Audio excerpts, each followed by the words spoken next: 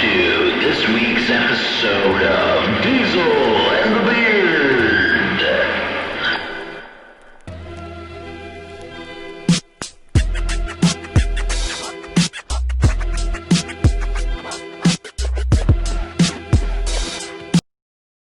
Welcome back, KFFL, to episode 12 of Diesel and the Beard, featuring the Commissioner, aka the Beard, and his trusty sidekick.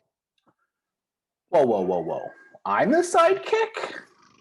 Co-host. Diesel. No, I'm just joking.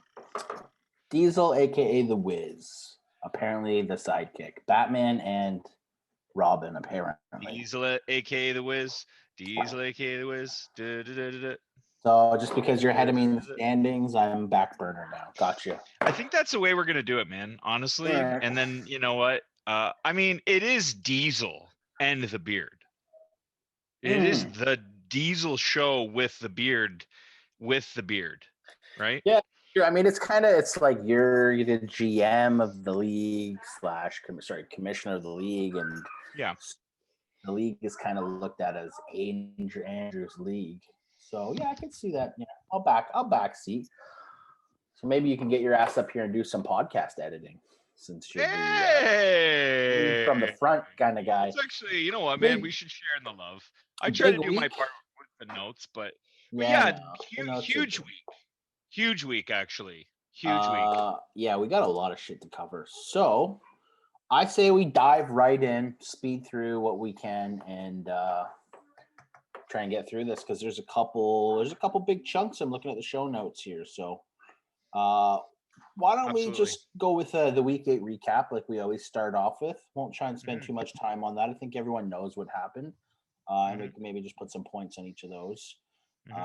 Then we go same schedule as normal, grade the grabs, another man's treasure. We head into the mailroom for a fan question. We go to the Bet365 picks, the week 9 preview, and then the trade reviews. So... Oh, but there aren't any. So instead, what we'll do is we'll look at the newest segment for our show for all the regular listeners. It's called the 13th Man. And so what I'm going to do each week is pick a speed team, which I've already done. And we're going to basically, on Dorian's dare last week, I was able to beat 3 people. So I actually was the one that said I think you could do it, and I kind of threw the bottom 3 into it. And it started off with Craig, and I felt bad centering out Craig. But you did dismantle Craig, and you dismantled Rosie, and you actually beat a third team all Powell. For a while, guys. Powell. So, which wasn't Valdez, who was the third guy in the bottom, but still, to beat three guys, he went off. That puts you kind of, in the middle third of the league, if I'm correct. Yeah. So it was that's juicy. With just waiver wire junk, the shit that's just sitting there that guys look past every single day of the week. Well, and so you know what? I have a bone to pick with it, so I'm going to throw it out now. So basically, there was all that chit chatter about fucking, switching over to a fab. We need access. You don't need access to talent via fab. Yeah. You need to be better, because I just took 12 people off of straight free agency, post waivers, and I posterized 3 of you. So instead of making it about the rules and wanting it to be fair, be better. That's all. There it is. That's all. You have it, folks. Be better. Winners win and whiners whine. That's right. Oh man, winners win and whiners whine. That couldn't have been said any better. I actually might get that shirt made up. Sean, are you still here? Yeah, I'm gonna get that shirt made up because I like that. Wow. I bought her a cricket. We'll put that to the press. And winners win, whiners whine. That's it. And you can buy that at our fan store. Just go to Diesel/thebeard at fantasygear.com, and we'll hook you up with the 10% off. I'm just joking. We don't have any of that. We're not that cool yet. But But you know what? This is coming. Within the coming. next few episodes, we're gonna have a link on the bottom of the screen that you're gonna be able to click and order that shirt. Because I honestly think that there's a lot of put it in the notes. fantasy people out there that experience the same kind of thing. So, Yeah. anyways, I'm gonna make note of this. Winners win shirt. E-commerce, and we're gonna get that going. That'll be our first little dive into the pool. And we could have some other cool shit on there too, actually. So, well, we should be yeah. You know what? I wouldn't mind getting some signed stuff from Pristine Auction and giving that away as well. I think that'd be pretty neat. So, all right. Week 8 recap. Let's hop right into this because again, we got a lot of stuff to go through. Craig secures first victory of the season by trouncing Rosie. How you feel about that? Does it matter to you? Is this the battle of the zeros, or is it a little bit of a moral victory, or is it just bottom? I mean, bottom page at this point, I mean, what are we talking about? You know, we're looking at two guys that really don't want to win, and one of them got to win. You know, and so am I going to be happy for a guy that's not happy for himself? No. Do I think that? I honestly think that once you take the pressure off, you know, Craig had such immense pressure on himself. And, you know, I love the openness in our chat. You know, when guys were talking about their approaches, they love the league. It's fun. But when Chad takes the pressure off himself and you could see it all of a sudden, it's like he doesn't care. I mean, he cares, but he's not, you know, bummed out and tied to the end result. And all of a sudden he's smashing people. I mean, he didn't smash, but he got his first win of the season. Yeah. You know what I mean? So it's not a zero. A zero is painful. I'm in the I don't give a shit, like whatever. But someone had to win. It wasn't like anyone earned a win. It was a coin flip. I'm glad it happened. Good for Craig. The one thing I don't like though is that, as you said earlier, was they're both trying to lose, right? And this is actually going to be a direct shot at Rosie, who I've actually had a lot of good conversations with in the week.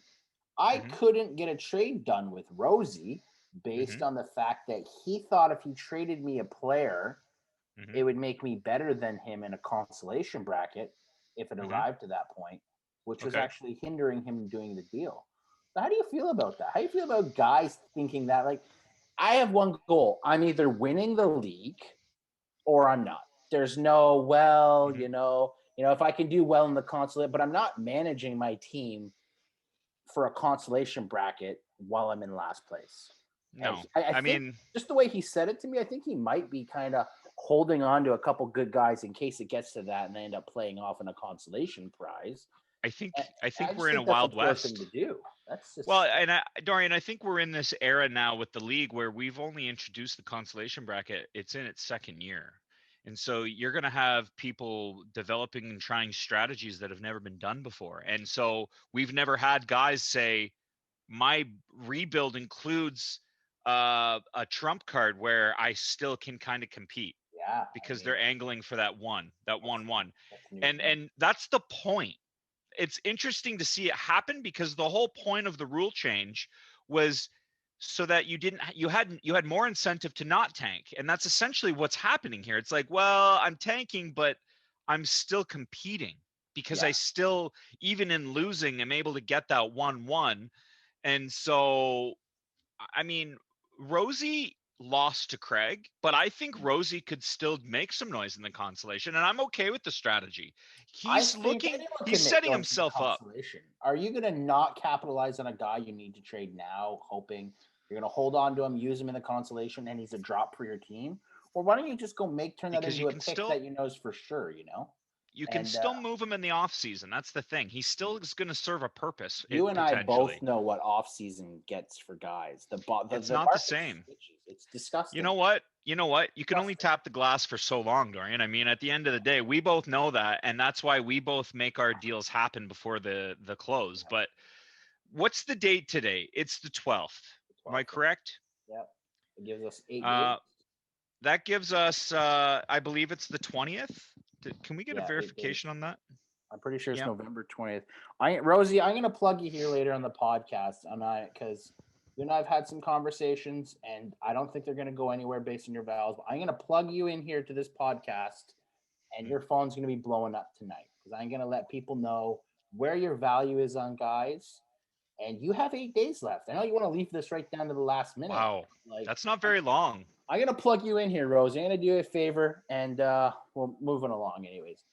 So as Josh Allen goes, so does Cody Wilson, who smashed me in the mouth this week with his Buffalo fucking Bills versus Seattle. It was How did like it happen? the graph is like this. It's like, oh, Josh Allen's good 3 weeks. Maybe he's not as good as we thought in the last 2 weeks. Well, maybe he was that good, and I'm just getting tail end of that where he goes nuclear for, I don't know, 500 yards and 4 or 5 TDs. I mean, I'm trying to bring it up right now for you, man. It wasn't pretty, and we've been saying this for a couple weeks for my brother, and so Yep. as the Bills go, and someone dropped John Brown, and I just snatched him up. I mean, get the fuck out of here. And as for my brother, I mean, yeah, I'm gonna be honest. My team didn't play well. I had David Johnson, RB 1 or 2 in my starting spot this week. Out first quarter of the game. Conkey. How many? Yeah, he was Melvin out. Gordon, terrible game script, and Terrible. so I didn't play well. Not to take anything away from Cody, but Cody seems to keep winning these games where the other teams. Let me just go look here. Cody has 893 points against. You know, to put that in comparison, It's the lowest in the league. 1,000 points against. It's the lowest in the league. He has the lowest points against in the league. It is. So, whatever. He's got to win what's in front of him, but I threw up a clunker. I don't even think I broke 100. So it is what it is. It is what it is. Yeah, it is what You're still Dorian. Here's the silver lining, okay? Because of your early season successes, they've compounded and given you the ability to do this, Yeah.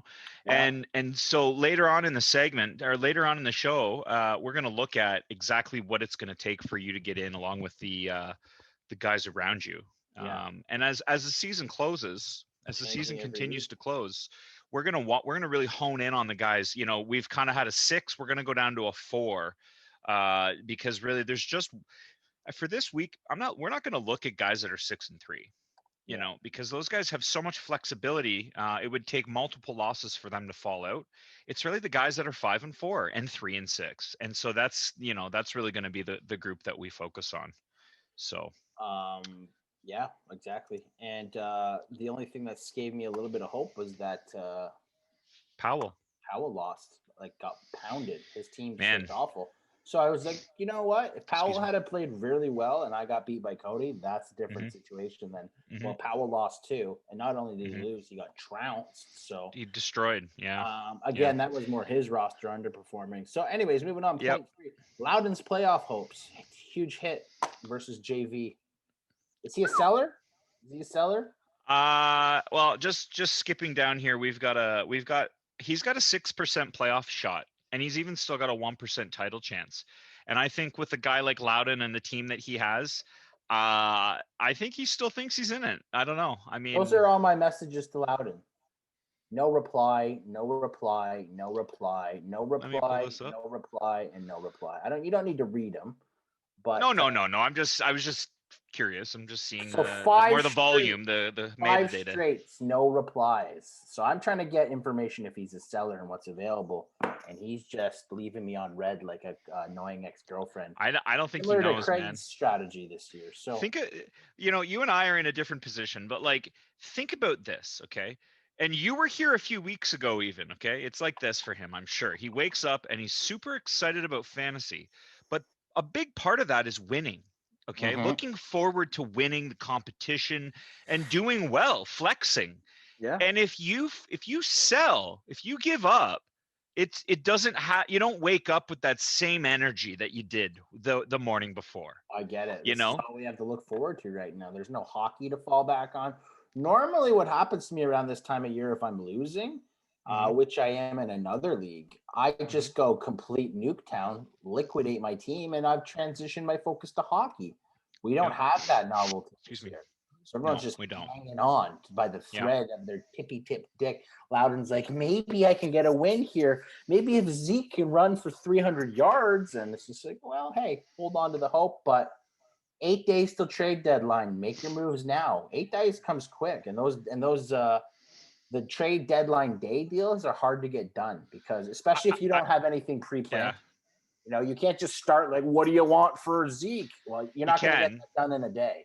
You just can, but not. it's tough. You're If, not. yeah, Yeah. okay, you could. I gotta point out, Dorian. If we're gonna talk about who has the lowest points against, let's also point out who has the highest, and that actually is Loudon. So it begs to be said. I mean, when you see a guy like my brother up there with 990 points and you got a guy like Loudon that's got 10,040. Yeah, it's tough, right? So scheduling does have something to do with it. But like you said earlier, you got to win the ones in front of you. 1,123, 140 is his points for. That's what I mean. Yeah, yeah. Again, which is higher than Cody. Yeah, that's what I'm saying. That's what I'm saying. Yeah. Yeah, no, Loudon's got a little bit of bad luck for sure, but it doesn't matter. Yeah, that's all I was saying. No, exactly. You got to look at the analytics, but you got to win what's in front of you. And he's now 3-6 at the bottom of the 3-6s. Him and Valdez, who he's lost to, which is not good for a tiebreaker. And then there's 3 guys at 5-4, all battling for spots. So. Anyway, yeah, we'll dig into that. We'll dig right into that later on. So talk this a little bit. Reynolds makes Powell reconsider playoff future. Absolute drubbing is your wording.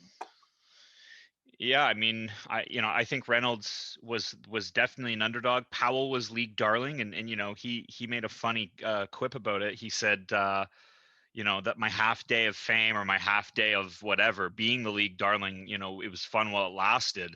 And I'm looking at the bye week window as essentially, we got 1, I think maybe 2 weeks left of buys, and then you're gonna see real rosters. Up until this point, like honestly, my buys were done relatively early. I've still got 1 this week. But once my team got its feet under it, you could really see the points come out. It was like 117, 130, 160, 180. Now we're talking full roster. Powell is now getting to that point. And so I think that the showdown between you guys is going to be for all the marbles. Yeah, I really do. Come down to that. But Cody with a big win, especially in tiebreaker. Although I think I beat Cody early in the year, so we're 1-1. I don't know how that tiebreaker gets broken down. Points for and against, I believe. So you'll have that. Yeah. Chad, no chance to keep pace with Jake and CMC as Jake gallops for a win. Yep.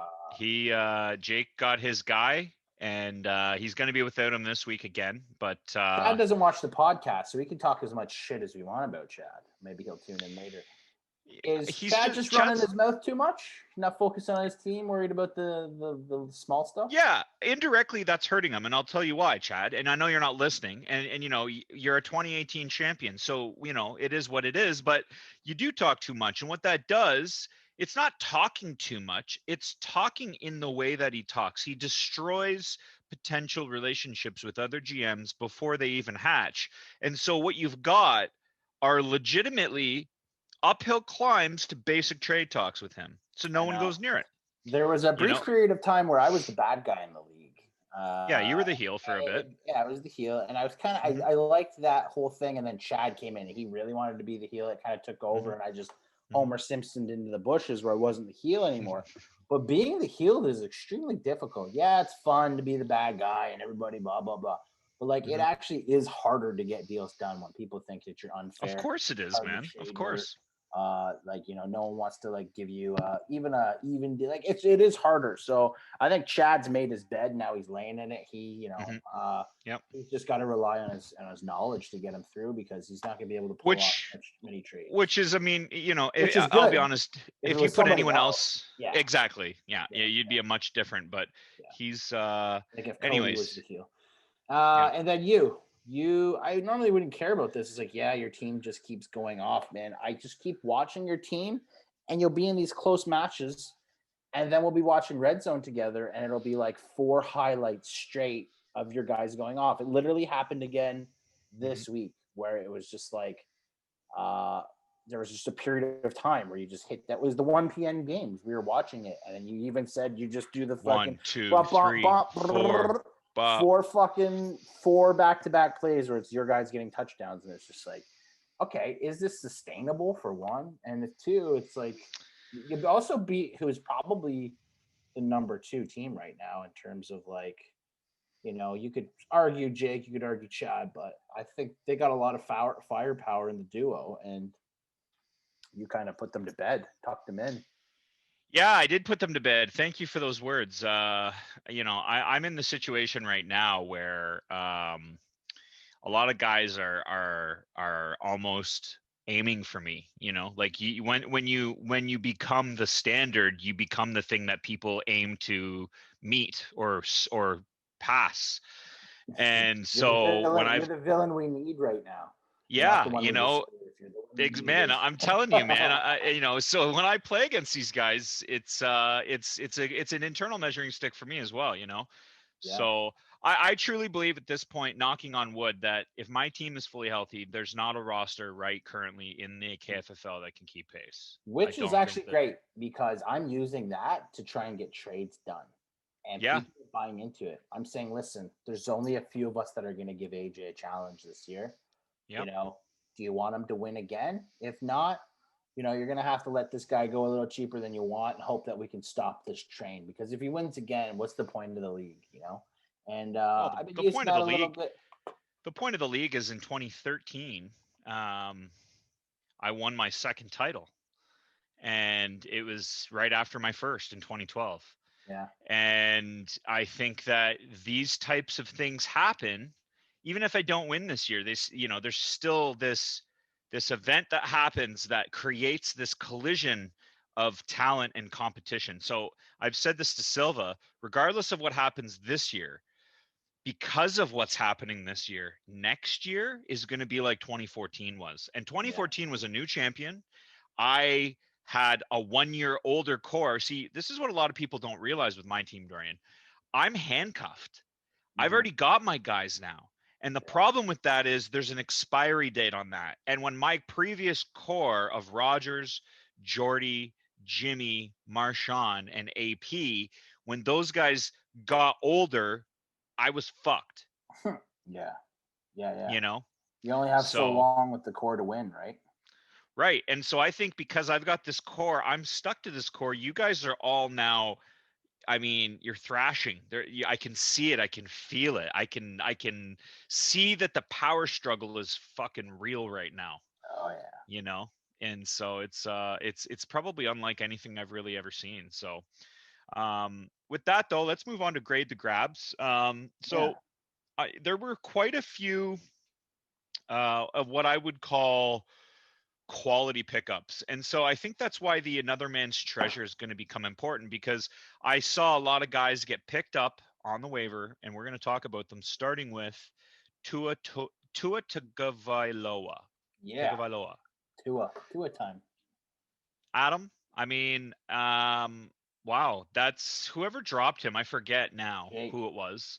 Jake has Kyler. I understand. Wow, though. I mean, he also has Goff, who Goff put up decent numbers. He's a very solid backup. I remember having the conversation with Jake, and the conversation was like, he needed to drop someone to start a receiver, and he was playing Chad, and Jake didn't know his team was going to go nuclear, and that to go an unmanned roster spot versus Chad is pretty dangerous. So Jake had to drop someone. Tua was the only guy he wanted to drop. He didn't really want to drop him, but he couldn't run with 3 QBs. So he drops Tua. He's like, I just hope he doesn't go off. And Tua looked pretty good. Well, there's only a few teams in the league, to be fair, for Jake. There's only a handful of guys realistically that would have the roster space to keep a guy like Tua. And I think Rosie's one of them. And I think what he's seeing now is you've got your guy, Reynolds went and got his guy, I've got my guy. And so you got this sort of like, it's musical chairs. Grab your chair because, there's only so many of them essentially. So yeah, I gave it an A+. I gave it an A+. The grab is good for Rosie because he's rebuilding. I'm just not sold on Tua yet, man. But in terms of what he could have grabbed, could it be high reward? Yes, I'm gonna say B+. Just because I don't love Tua. I don't think he's the best quarterback in that class of young good. Oh, he's not. He's not. But I think for what you could get at that position, I think the upside is immense. Yeah, So that's where I'm at. Hopefully Tua does well for him, but We'll see. next guy on the list is a QB. He's Yep. Teddy Two Gloves. He's been kind of passed around the league. Hey.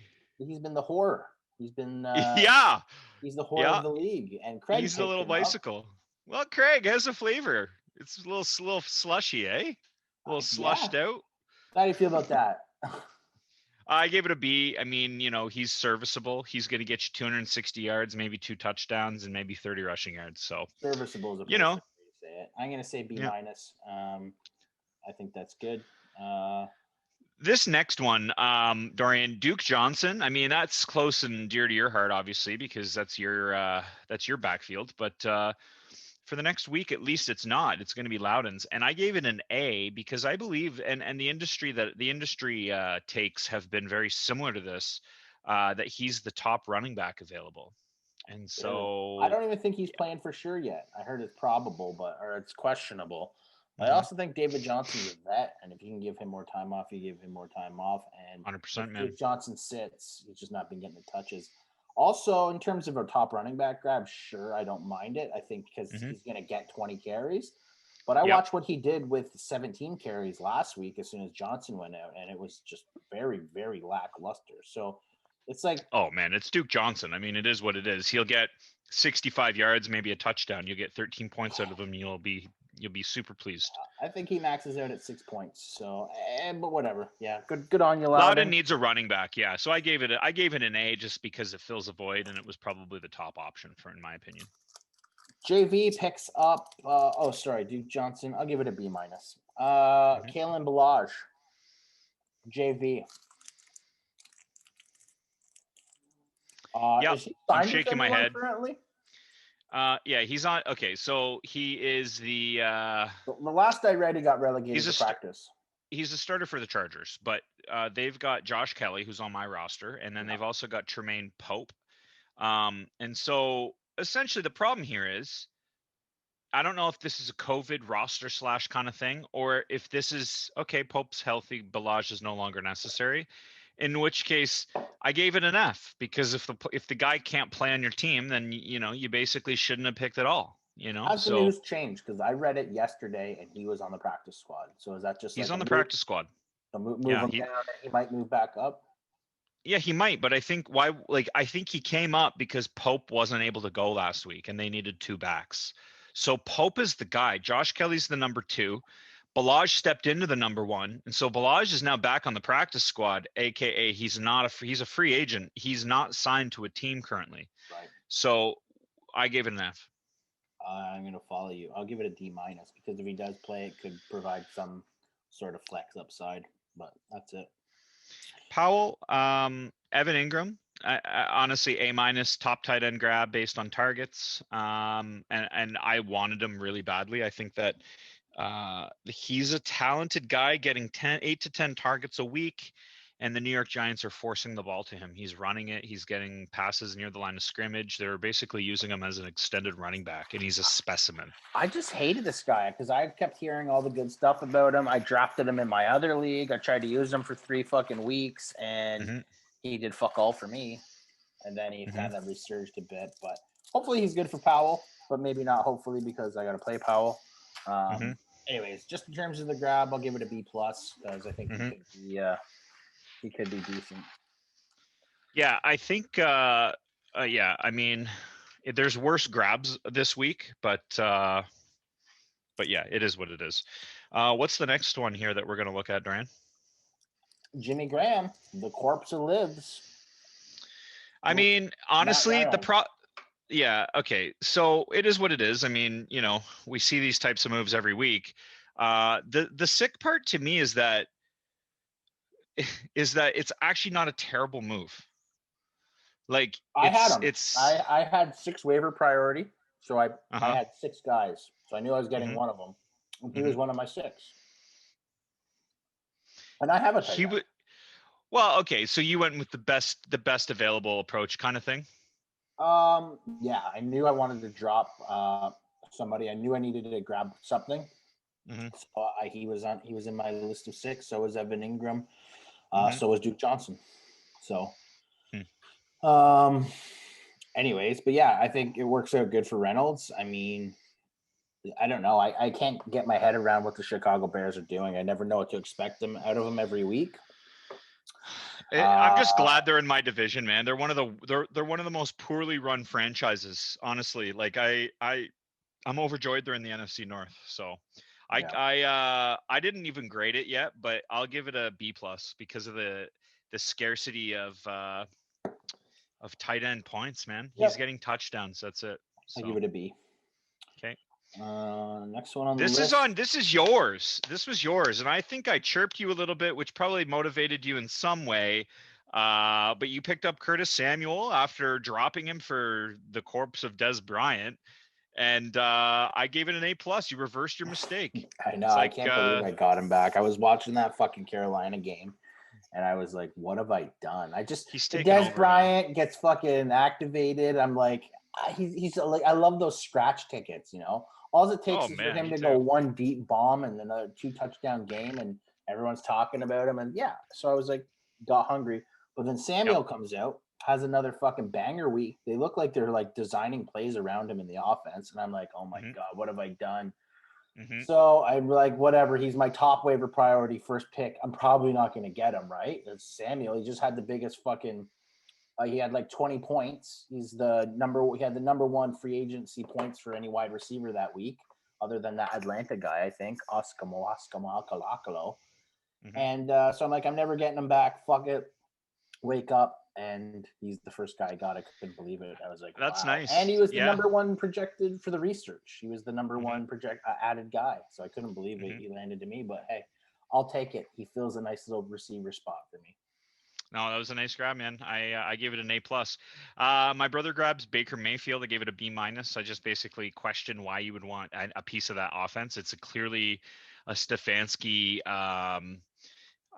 run, and you have the running back, so you've just basically gone and doubled up again. I don't know. I mean, my brother has his own strategies. I don't know, maybe, but like at the end of the day, what are you doing, man? It's probably someone better. No, Josh. I gave it a B minus. I like the talent, but I just don't like the situation. So I wish I got to play fucking Baker Mayfield instead of Josh Allen, whose grandmother died, and he was like playing for her. Oh man, honestly, defending her honor. Hey, much. Dude, you and I, my only loss this year is to my brother. So we're like Eskimo brothers, kind of, for fantasy purposes. Yeah, I'll take it. The thing is, Josh Allen is not on bye. He's playing Arizona this week. So I don't get him in. You're gonna have to. Cody, I'm gonna give that a D minus. It's a pass. That's it. All right, let's do this quick here. Duo picks up Carson Wentz. Probably doesn't. D plus. Yeah. I don't mind Carson Wentz. He's top, man. He's top. He's top. He was top of the pile. So. You pick up Mason Crosby, your boy, whatever, best kicker available. And then Cody Wilson goes back and doubles down and gets Austin Hooper. 3 pieces of that offense. It even gets worse. Wow. What is Cody really like in the Browns, and what's going on there? I don't know, man. Maybe there's a big trade on the horizon. That's what this smells like to me, man. Loading up on, maybe, who knows? Maybe he's going to go Hooper and Baker for just stack probability. He loves stacking. That's what I'm saying. He's stuck in 2016. 4 Bills. He's got the 3 Browns. Let's go here. All right, another man's treasure. A little bit different this week. We had Hunter Henry dropped. He was a higher. So these were guys that somebody might like them. So Hunter Henry was drafted, and so that was interesting. He was tight end 9 rest of season. Yeah. Cody dropped him for Hooper. Yeah, so I don't know. I did some reading on Hunter Henry. I'll always look at that. If there's a guy that I saw was drafted in middle rounds, I'm always going to pay attention to him when he hits the waiver wire. You know what I'm saying? Yeah. And so I saw that he hasn't had booming success. Because Tyrod Taylor was the guy that really liked him. And so when they switched over to Herbert, it's not the same. So, I don't know. I think he's definitely worth rostering for the right person. Yeah. LaVisca Chenault, and then Des Bryant. So I don't know, Dorian, of those three, like, would you consider rostering any of them yourself? I mean, Dez is one of mine. I think I hit the scratch ticket with Brown. I don't need to hit another one. Don't want to deal with having a guy. I really need a spot on my run because I got Burrow, who's just taking up a spot. Akers, who's taking up a spot. Yep. I just can't put a Brown in there. I need to have some guys that I can maneuver around. So Yep. I don't mind LaVisca Chanel. I just think it's not a this year play for him.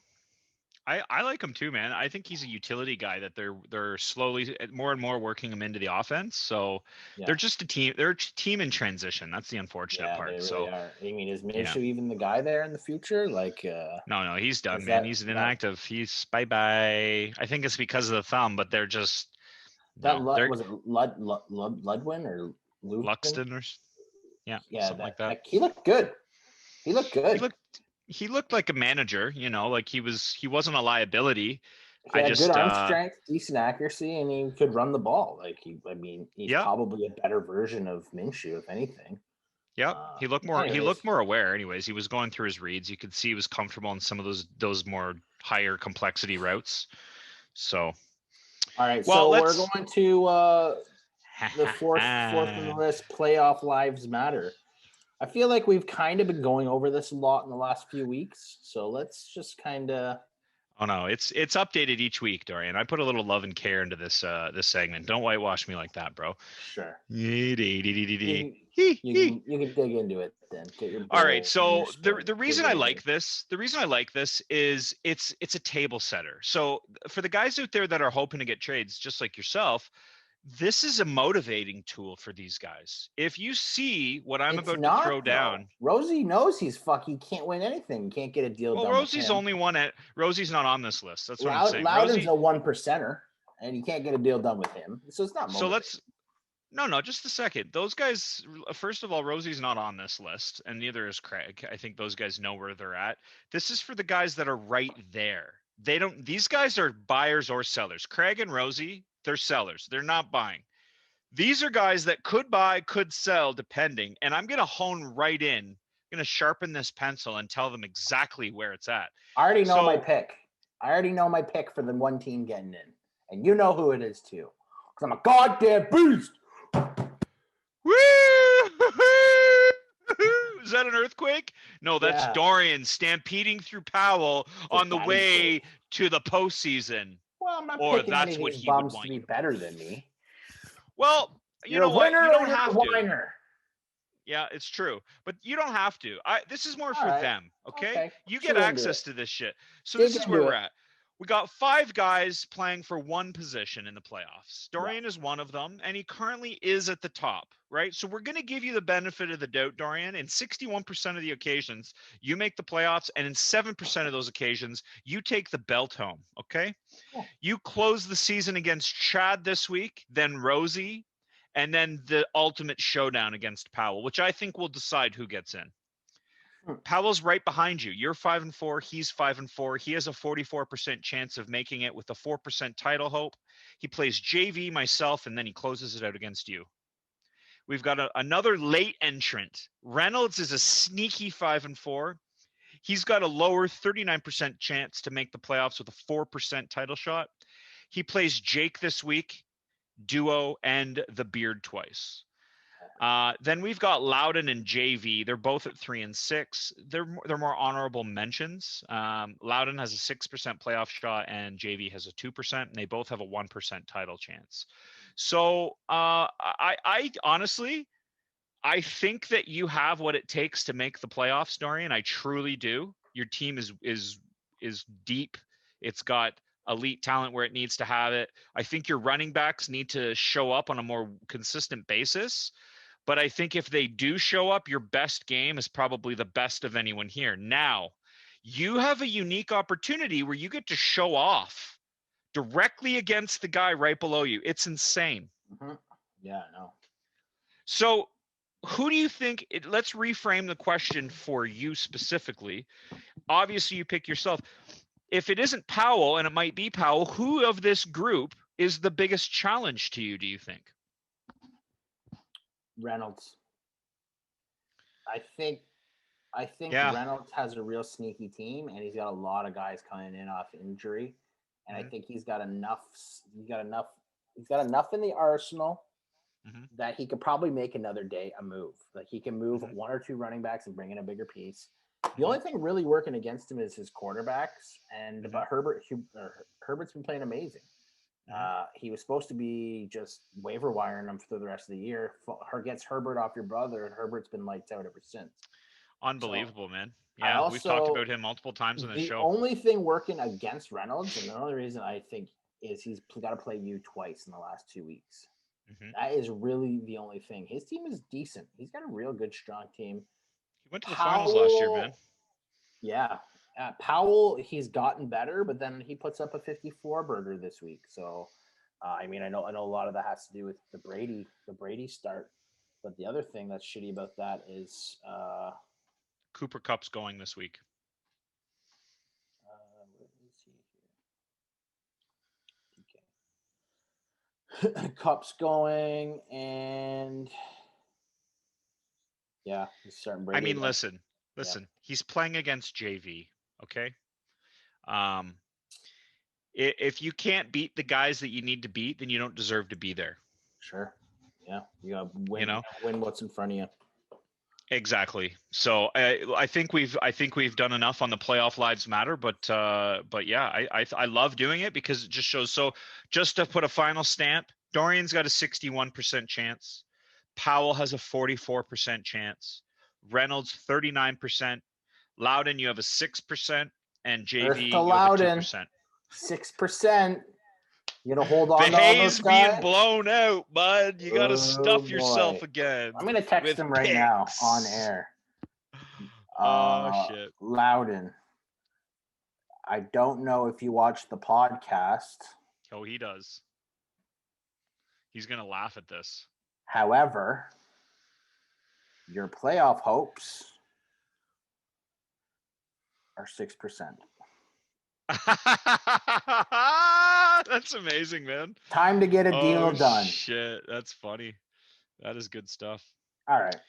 All Moving right, let's along. move on. Yeah, Bet365 with the Wiz and friends. God, Woo! the Saints bailed me out last week. Monday Man, nighter. yeah, Jesus, it was yeah. a hard week. What I was will. last week?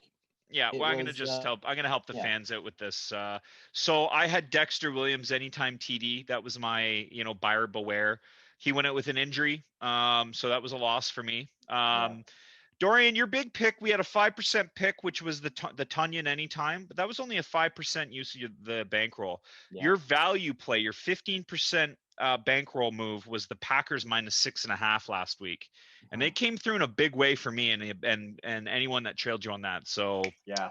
yep. They were the value city last week, and good fantasy relevant too. So I didn't mind that at all. I've got So the Bet365 open, the dashboard, Dorian, in front of me. yeah, And it's so almost a pick 'em tonight. We got the yeah. Indianapolis Colts facing off against the Tennessee Titans Mhm. in Tennessee. And Tennessee is a 1-point dog. They were 2 earlier in the day, and that's what I had in my show notes. Or Yeah, actually, so that was yesterday.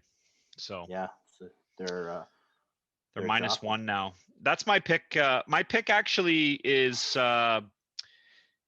Titans. So actually, Darian, this is switched.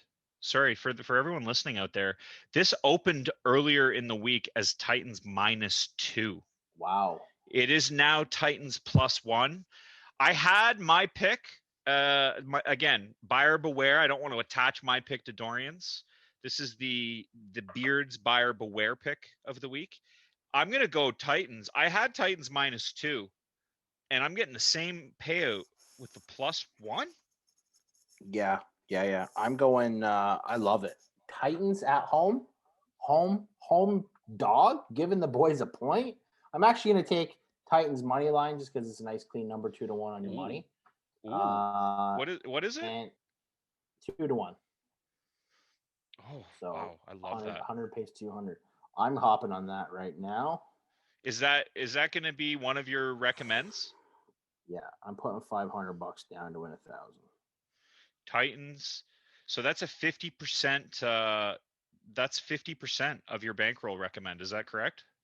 Like in terms of what we would use, $1,000. No, I'm degenning. If I was gonna recommend it to a friend, I might say like if you have If $100, pack, yeah, 50%. All right, 50%. yeah, I But like think this is awesome. if you had a 10K bankroll, I wouldn't say put 5K on it. But if you're betting, So you originally said 10. That's okay. So you'd put $1,000 out of a 10K bankroll, 1,500, something like that. sure, something like Yeah. Okay. So let's say a 15 to 20% position on this. I just think that's great value. I think it is too. I think what we're getting in on here, and maybe you can indulge the theory a little bit better than I can, but what I've learned from both you and my experiences is that there are these unique windows where the bookies are trying to balance it out. This isn't necessarily movement based on the game. It's more movement, just the bookies themselves just making their books work. Yeah, that's right. So I feel like we're just benefiting from that. Yeah, with the timing. Yeah, Tennessee's been good all year. Vrabel's been coaching well. Tannehill's Unbelievable, really man. good. And Henry's been playing like a fucking man possessed. So yeah. That's you know what's interesting? You know what's interesting about Henry, just as an aside, as I've watched him a lot more now, he gets better as the game goes on, but he gets really good with his last 10 carries, man. Yeah. It's almost like it reminds me of when I was younger watching like the Nature Channel and that stuff. And the predator would smell or scent. They would sense, that the prey was weak. Right. Yeah. And it's like he goes into that next gear. He's the only other guy I've ever seen have that is AP. Yeah. Like with my own eyes. I think he just works the defense down so hard all game, hitting Henry. You gotta go hit this big guy, hit this big guy. By the fourth quarter, when his last 10 touches are coming, they don't want to tackle. They're beat up. They're tired. It's like a boxer working the body all fucking match, and then hits you with that big facial blow because you're cheating to protect your body. Yeah. I'm not overly familiar with these two offenses. Like I know the key guys. Like I know AJ Brown looks like a beast. Derrick Henry is going to get lots of touches. Juno Smith's look good. I'm going to just follow you on an anytime touchdown scorer. So they don't actually have a lot up right now, so I might have to wait on it. But right now they only have there they are. Yeah, no, they're Henry good. for any time is $1.50, so 100 pays 50 profit. Taylor's 220, AJ Brown's 225, Corey Davis 262, Juno Smith 262, and then Trey Burton. Like anything sticking out? I've looked at this actually, and I put a little bit of time just looking at the positional matchup. So this is where I'm going to go with this. So if you're playing a parlay and you want to put just a multiplier on there, Derrick Henry at 1.5 is something that I would recommend because he didn't score last game, and they typically like to feed him the ball.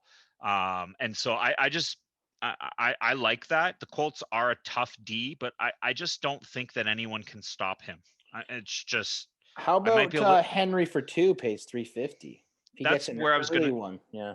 So there's two that I like. There's the multi Henry, and then there's the AJ Brown at 2.25.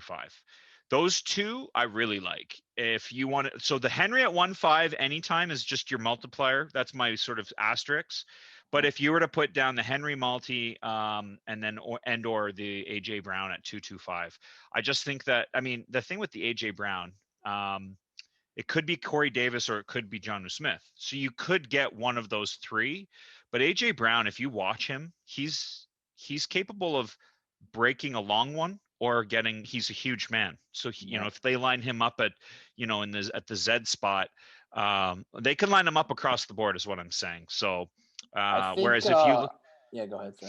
I was just going to say, whereas if you look at a guy like Jonnu Smith, he's going to get 3 targets. 2 of them are going to be in the red zone. And so if he doesn't capitalize on one of them, you're not going to get a touchdown out of him. Whereas if you look at a guy like AJ Brown, he's going to give you that same upside in the red zone, but he can also bust out a long one. So his outcomes, if you were to plot the outcomes of him scoring, they include both those short and those long.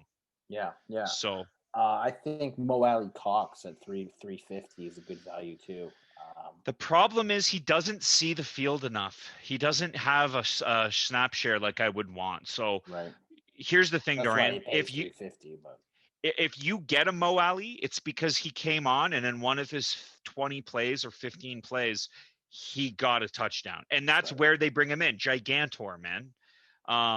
It is important to note Michael Pittman Jr.'s back off injury. So, and he was back last week, and I think they're going to integrate him more, and he's a huge man. So, that's something to look at. He pays 3.25 as well. Looking down the list, Anthony Ferkser is, so if you're going to look at Anthony Ferkser versus Jonnu Smith, if I'm looking at the amount of routes run, it's fairly even between them. And actually, Ferkser leads him in most cases. And so when I look at touchdowns, Jonnu Smith pays 2.62. He's less likely to score a touchdown than Ferkser. And Ferkser's paying 4.5. Wow, that's It good comes value. back. Yeah, it is value. And so if this is the stuff that we're looking at trying to get paid on, I just look at some of that stuff. So the other thing I like to look at, and this is where I'll close down my opinions because this is your segment, is try to find value in the backup running backs. See how often the backup running backs see looks. A great example is Latavius Murray. He gets looks. He's used in, he has independent fantasy value on his own, and so. Jeremy McNichols is the backup here. I don't put any real value on him scoring. He could, but Jordan Wilkins at 3.25, backup for Indianapolis. Yeah. Jonathan Taylor fumbled. He was dealing with an ankle. He's not fallen out of favor, but I mean he had one snap after the fumble last week. So, it'll be interesting to see. Yeah, Naheem Hines too. I like he seems to be getting creative around goal line stuff. So, good value he at does. 25.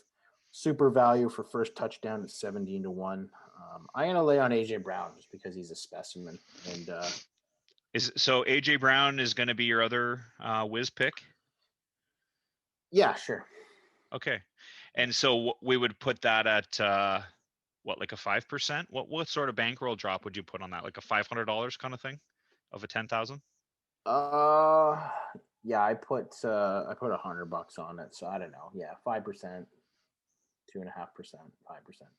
I mean, Okay. I don't really like those. I like if The only someone's reason coming I to do me, that, the only reason I do it, Dorian, and I know you don't like it. The only reason I do it is because it helps other people see, because when we throw dollar figures around, there was a time in my life where that would have been like, Jesus, man, you're betting more than I have in my bankroll. No, I get that. Honestly, if someone had a small bankroll, I would say don't take that bet. Like there's better bets if you look at teams on the board, Right. And you get a whole game of data. Like this is like a fucking bingo ticket. Like, oh, hopefully it hits me. If it does, so I don't really give a shit. If it hits, it hits. Yeah. Good. I double up, and if not, then whatever. But Yep. So it's kind of a weird thing. Like someone came to me like, hey man, I got to make a bet tonight. Like, what is it? I'm not giving them a touchdown score. I'm going to give them like a game and say, take the Packers or whatever. Right. So, but whatever, I'm going to bet it just because I had some money in the account. I'll throw $100 on it, keep it fun. But I think the good bet is Titans plus a point seems good, but to take plus a point, may as well take a money line, get 2-1 on your money. And that's the Wiz's picks. Okay, nice. No, that's nice. So just to summarize as we move on. So we had the Titans +1 on mine. We had Titans money line for Dorian with 15% of his bankroll, and then we had an AJ Brown anytime TD with 2.5 to 5% of his bankroll. So yes, sir. Happy betting, everyone. Yeah. Week 9 preview, and this is where the rubber meets the proverbial road because we have some essentially.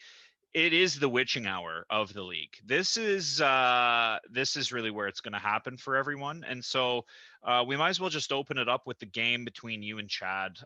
When I checked last, it was a 5-point spread. I'm just going to quickly verify that is still the case. And let's just see, Chad, has he given himself a defense? Yeah, it's still a 5-point spread. And so, it's hard for you to speak on your own match. So I don't expect you to predict anything other than a win. 15-point spread. Did he pick up a D? I usually just give 10 for the D just to even it up. So it'll be a 5 to 7 point spread, but But that's Chad, man. Chad's, just as an aside, Chad's always done this, man. He's always he'll rock no D, like up until Sunday morning, and then Anyways, he's got some. If I'm gonna just highlight, play devil's advocate, you guys have two of the best quarterbacks this season. He's got Russell, you've got Aaron. You've got him covered. Aaron Jones is gonna. You've heard it here first, but Aaron Jones is gonna personally outscore both of his starting running backs. So, there's that. Russ worries me because did you see Russ's game last week? Yeah. Russ I get it. Like that, I get it. Thank God I got Lockett. Hopefully, maybe take one or two of those touchdowns away and balance out. But that's really the only thing I'm like, if Russ goes out and puts up 50 and Rodgers is just dominating the Jacksonville game and they're running it all game, like, okay, good, I'll get those points. But I think that's where you're going to see the swing because that's what Allen beat me last week. That was really it. Like Allen, my team didn't play well, but Allen came out and put up 50 and Rodgers put up 42. So you got 42 to Rodgers. Yeah, that's what I was going to say. So, I mean, Dorian, you've got a team right now. Aaron, a couple things for Antonio Brown. So he led the team in air yards. He was tied for second in targets. And we basically know, based on how he looked in New England, that those numbers aren't a mirage. Tom Brady really likes this guy. And so you've got yourself a real high upside. And then you've got Tyler Lockett, who's basically a proven version of the same thing. When he goes off, you can neutralize Chad in this. Right. Darren Waller's the number one tight end in the week. And so he's probably got you covered there. And then he's got Claypool running in the flex where you've got Gus Edwards, and Gus Edwards is playing. So, and he's a guy that goes in and just gets yards. He's worst case going to get you 6 points out of your flex. Yeah. That's the way I look at him. He's been playing well. So I give this to you and I'll tell it to you. No. Chad is a great, if not elite fantasy manager. There's no question about it. But when I look at this team without Saquon, and he was crying about, I know why he was crying about Fab, because he's not getting running back help. Well, make a trade, man, because this team right here is not good enough to win. And it's certainly going to make it interesting when you guys play. Yeah. If you beat him, wow. It's a whole new day.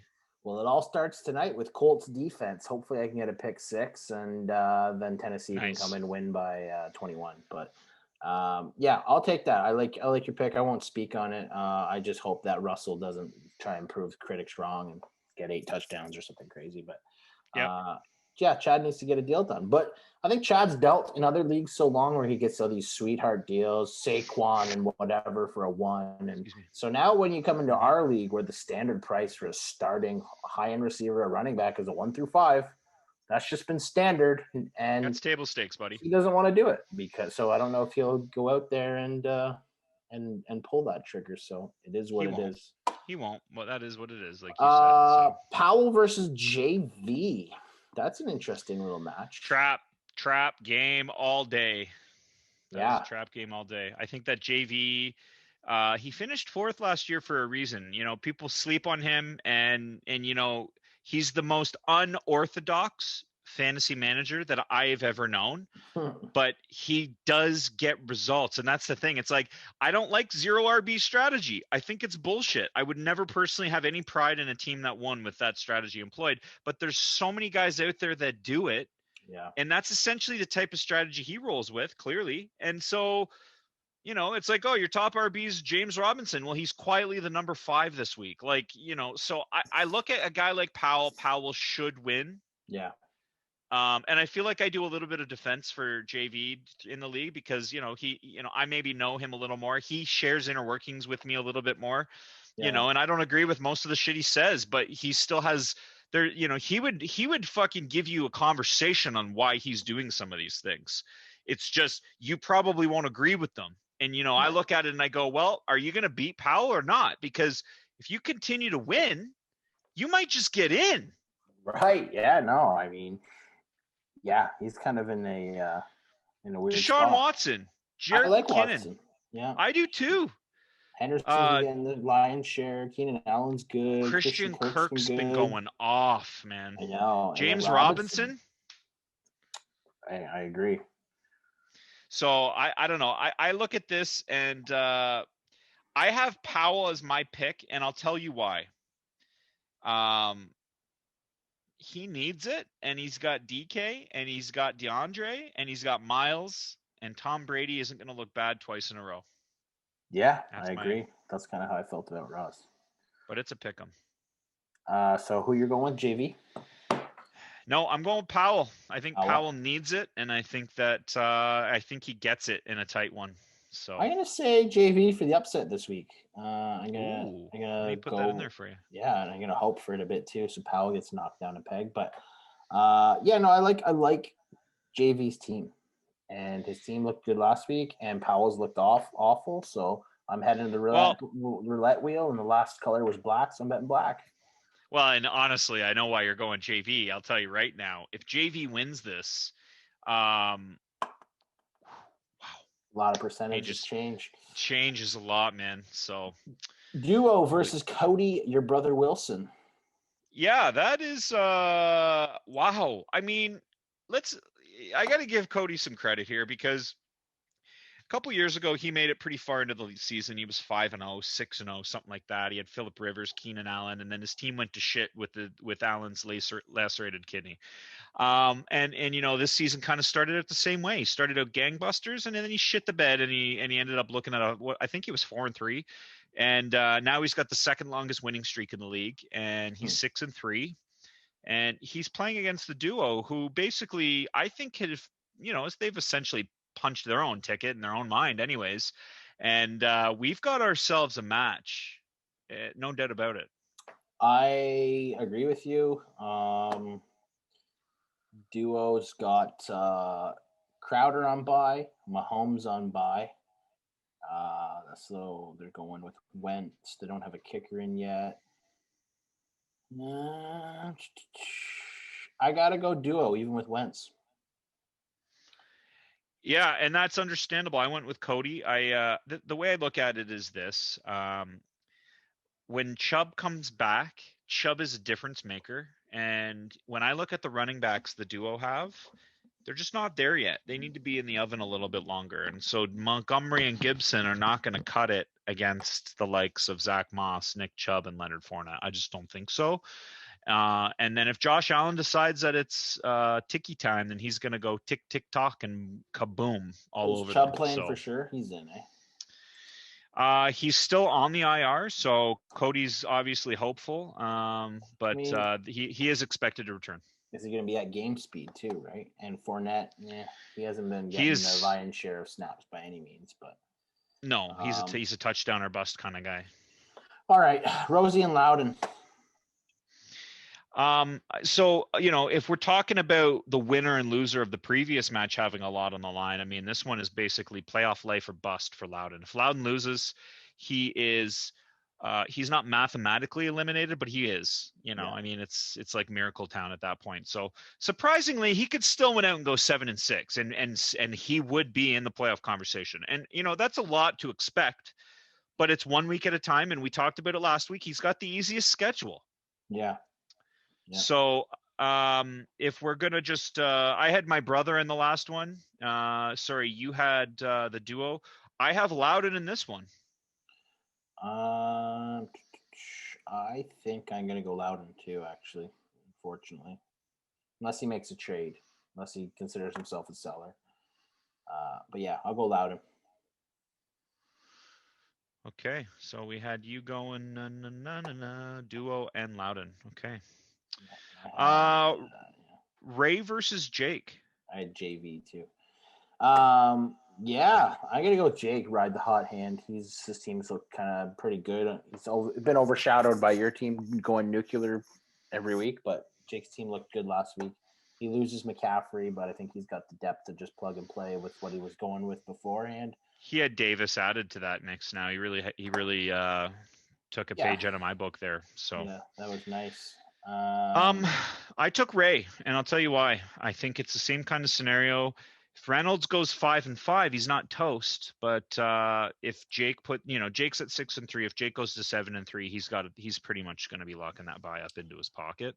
Yeah. Reynolds at 5-5 has a lot of work to do. Yeah. No, I'm gonna stick with Jake. Jake's team looks full. Okay. Dave Davis is going in. Jacobs is still running. So we're against each other in almost all of these. We agreed on the first one there, obviously with yours. Actually, we didn't. No, sorry, we agreed on the Rosie. We both took Loudon. Yeah. There we go. And then you versus Craig. Yeah. Do I even speak on that? I mean, it's a -35 spread. I don't know. It's up to you. Yeah, I'll just give you the win and move on so we can cut this short. So we didn't. No trades. Surprisingly, there were no trades this week. The first before week. The storm or what? Fuck! You just took the words right out of my mouth, man. Yeah. Yeah. Fuck, I think it is. I hope it is, because the guys that are ready to sell, like, we need some new sellers is what it needs to happen. Yeah, Rosie's not pulling triggers. Craig kind of gutted his team. It's not gutted, but it got picked over. Loudon's got some pieces that could be really attractive to people. Loudon's not moving anything. Valdez isn't moving anything yet. So if those guys just go in and post like, "Hey, I'm selling shit." Yep, that's exactly what's going to happen, and I think things could get spicy. When I do the power rankings they're going to drop this Sunday morning. I think that this would be the hardest, because you've got so much riding on this 1 week. This really is the witching hour week. So, but no trades. So that's an interesting little turn. That, I guess, leads us to the closing segment, Dorian, which is the one we were chatting about off camera. So the newest segment was the 13th man. We may have mentioned it at the beginning. Did we talk about the total score yet? I don't think so, no. Total score for the 13th man last week, which was the roster that I put together, was 78.56 points. Yeah. Which finished 9th. That was Newton, James White, McKissick, Gallup, Mooney, Williams, Ebron, Nakeem Hines, Chris Boswell, Houston Texans D in special teams for a 78.56, which beat 3 teams in our current league with keepers. That's good. Keepers. It was pretty good. So this week I'm going to try and do the same thing, and we're going to just put it up here so everybody can follow along. So the team this week is Phillip Rivers. I'm going to return to Naheem Hines. Troy Maine Pope. He's the starter for the Chargers. Darnell Mooney, Zach Pascal, and Marquez Valdez-Scantling. Robert Tonyan, I'm going to stack the Packers, and then we're going with James White in the flex. Matt Prater's my kicker, and the Rams are going to be my D. So we'll see how that does this week. Some of the same names in there. You're not reaching out for those guys on your real roster just yet, eh? Going to my fucking well there, bud. There's been a couple juicy drops too. Anyone looking for some waiver help? JV's made some donations for some reason. So yeah, looks good. I think that's it, boys. This has been a nice, quick, efficient. What are we looking at for time there, Dorian? It's almost 6. So awesome. All right. Well, I think that's it. Anything you want to get in there? Anything you want to plug before we close? Yeah, actually, I'll do this for Rosie. I said I would. Listen, he's shopping Michael Thomas, but he doesn't have any real offers on him yet. There's 2 guys that have offers. I'm one included, but he doesn't know if those are good because he hasn't heard what the rest of the league have to say. So he wants to move Michael Thomas. He's looking for picks. Mm-hmm. So why doesn't everybody, if you're interested in that guy, go give Rosie your best offer for him? Because if he has some offers to choose from, then maybe we'll get a deal out of the guy. And I've already said I don't think his price is not working for me personally. I know he's got another deal on the table, which Rosie thinks is too expensive. But it doesn't matter what I say to him because he doesn't have – so go – if you're looking for a Michael Thomas, put an offer together and go to him. And I know he's willing to move him. You got to stay on him a bit, but that'll happen. So there you go. There's a little free nugget. I know everyone says we got a little influence in the league.